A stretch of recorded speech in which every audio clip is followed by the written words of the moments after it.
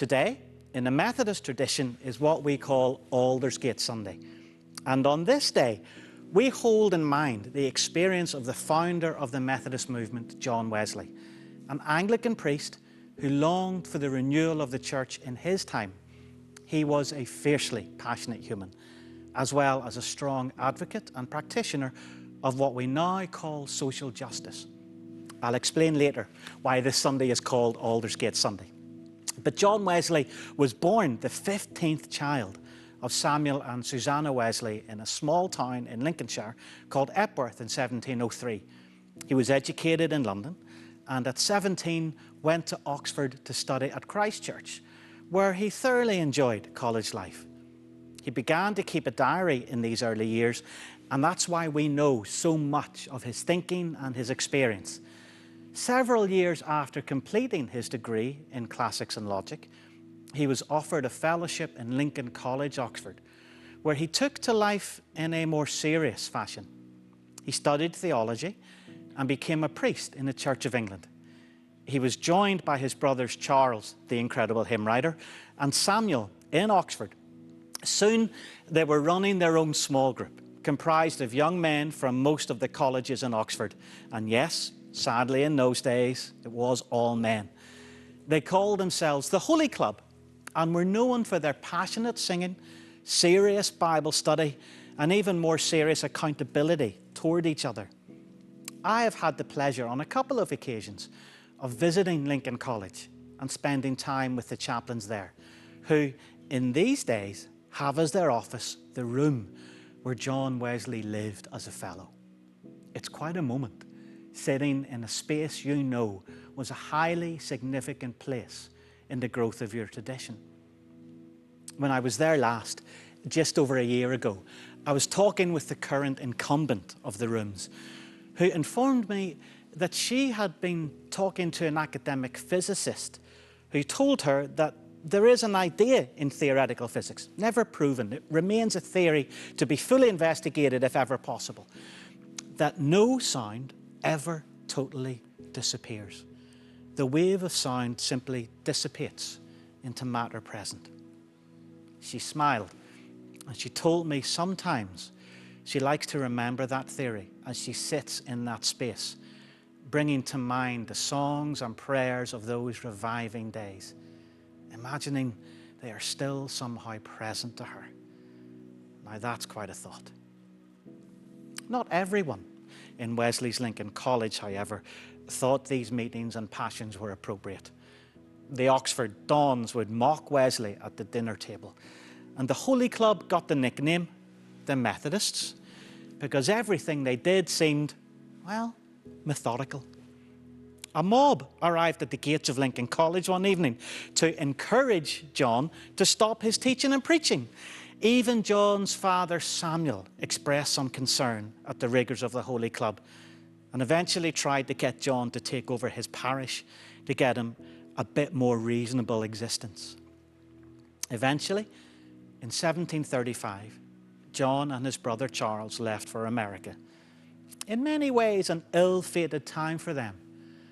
But the movement they had begun, a movement of passionate religious life, serious spiritual engagement, obsessive works of charity and generosity to the prisoners and others of lower classes in Oxford, a movement that fought for renewal and relevance for the church of his day. That movement had begun to catch fire by the time they were on the boat to America. And today, it numbers some 80 million people around the globe. While John was the theological inspiration, his brother Charles provided the fuel. He provided the songs and the hymns. It is estimated that he wrote over 10,000 hymns, with over 6,000 of them published, many of them still in use today, such as this great celebratory classic, "Oh, for 1,000 tongues to sing."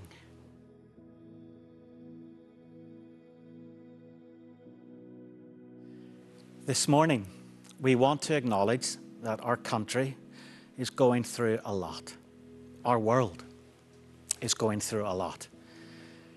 This has been a time of crisis, of change, of need for strong leadership and wise heads. This is a time when grief is palpable, a time when the cortisol adrenaline rush that got us through the first few weeks of lockdown is morphing into something else. You may well have experienced loss so deep over these last months. You know that life will just never be the same again.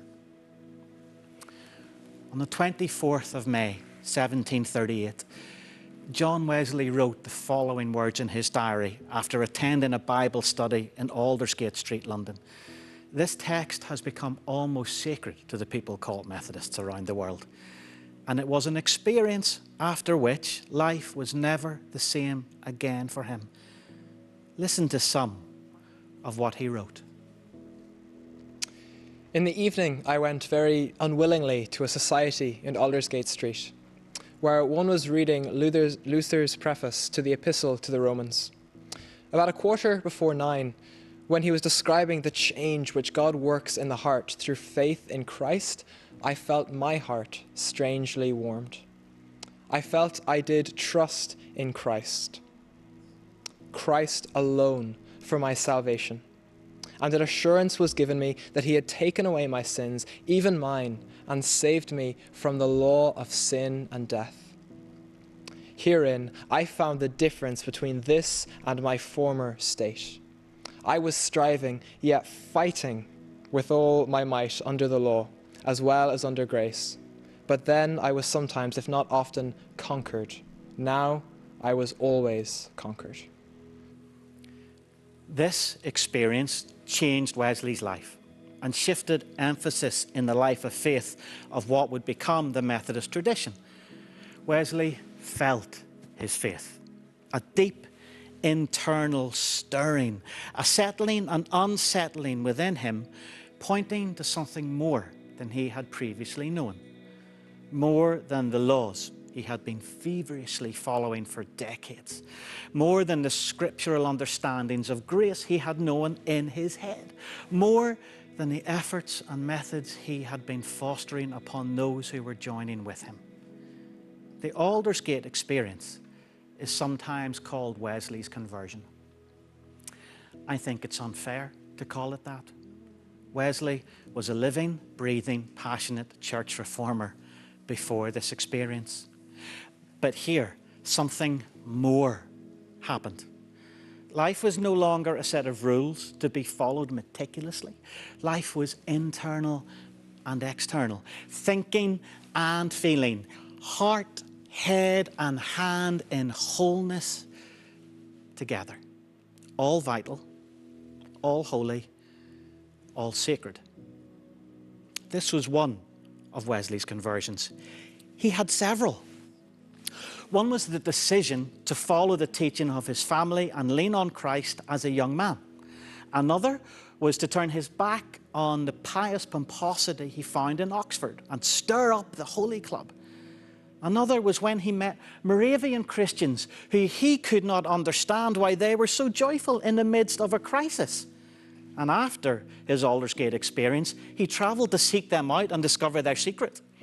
Another conversion came in later years when he changed from being a man who had previously attacked what he termed popery to one who wrote a letter to a Roman Catholic saying, "If your heart, this is my heart. If you love God and all mankind, I ask no more. Give me your hand."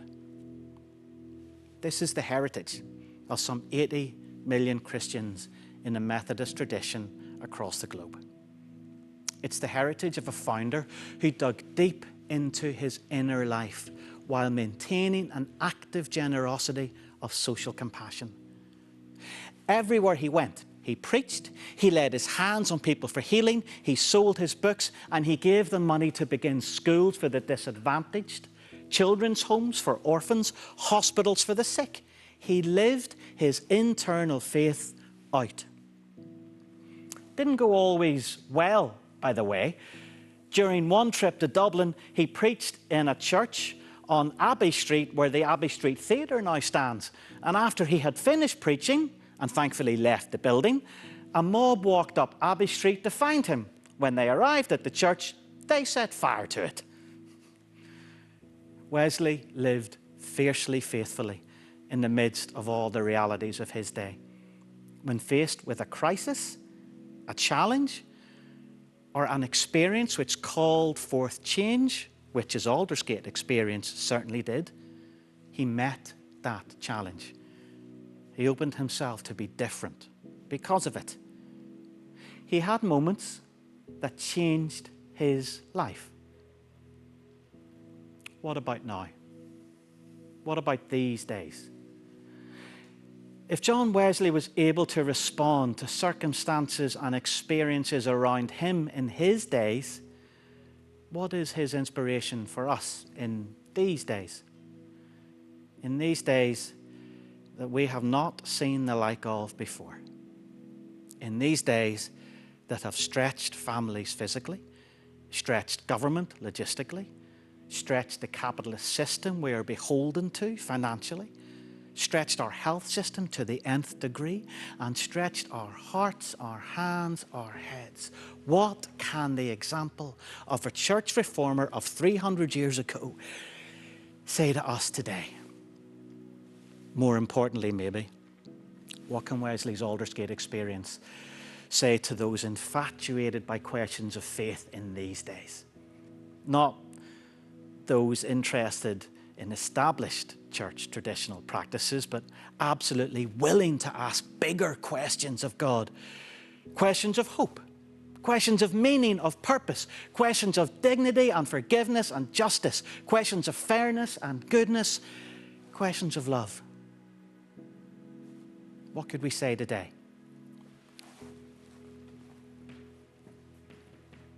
I don't know. I would not dare dictate an answer to you. But I will join the conversation.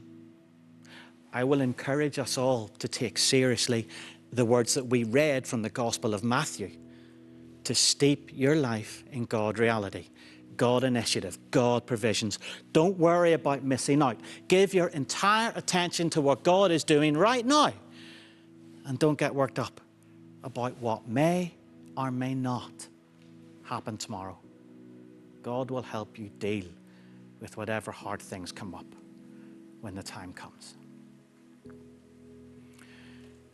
During the early days of the coronavirus pandemic, when we were still trying to guess how different life was going to be and how long it would be different before we could get back to normal, I was in a local Tesco's. There was no proper social distancing measures in place at that stage. There were no queues outside the stores, so there was still a lot of people inside. And while I was going around a corner, I accidentally came quite close to a middle-aged woman. I was looking the other way and I just didn't see her. I heard a gruff mumble of, "Sorry, excuse me?" I thought.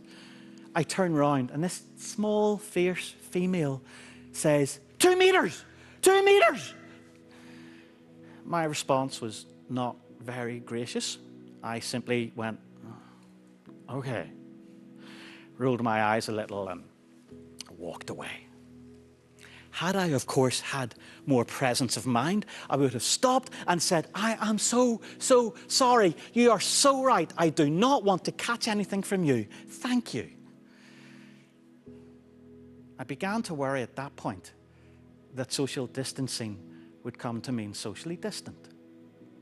And I began to panic a little for the state of this country when we do get into the habit of treating each other with avoidance and suspicion. When we learn to treat each other, people in the street, as an infection, not as a human. A few weeks later, I was in the same Tesco's and talking with a checkout lady. We were talking about the realities that we're living under, and I told her about the previous woman who by this time in the telling of the story had become someone viciously attacking me. I was smiling and telling her about this when she looked at me and said, "Oh, well, it's tough for some people, isn't it? You don't know who she has at home or if she's trying to protect other people. She might have some hard things going on at home." Yeah, she might have had. shame on me for being so short-sighted. The checkout lady pulled me back to my senses and showed me how social distancing, while important and right, does not have to mean socially distant. I do not want to go back to normal when these months pass, sisters and brothers. American writer and poet Sonia Renee Taylor has written the following: "We will not go back to normal. Normal never was. Our pre-corona existence was not normal other than we normalized greed, inequality, exhaustion, depletion, extraction, disconnection, confusion, rage, hoarding, hate, and lack. We should not long to return, my friends. We have been given the opportunity to stitch a new garment, one that fits all of humanity and nature." The tradition of the people called Methodists know what it's like to have life-changing experience, and let those experiences fuel us forward for change. Please God, let it be so again. Ireland and beyond has seen pain, and we will see more. There has been incredible suffering, and in that suffering we have surfaced a newfound respect and admiration for those walking into the middle of frontline health services every day. There has been loss, and there will be grief for some time to come. But we do not face these days or the future alone. We face it together with the divine presence of the God who is love in our midst. If your heart is as my heart, if you love God and all humankind, I ask no more. Give me your hand.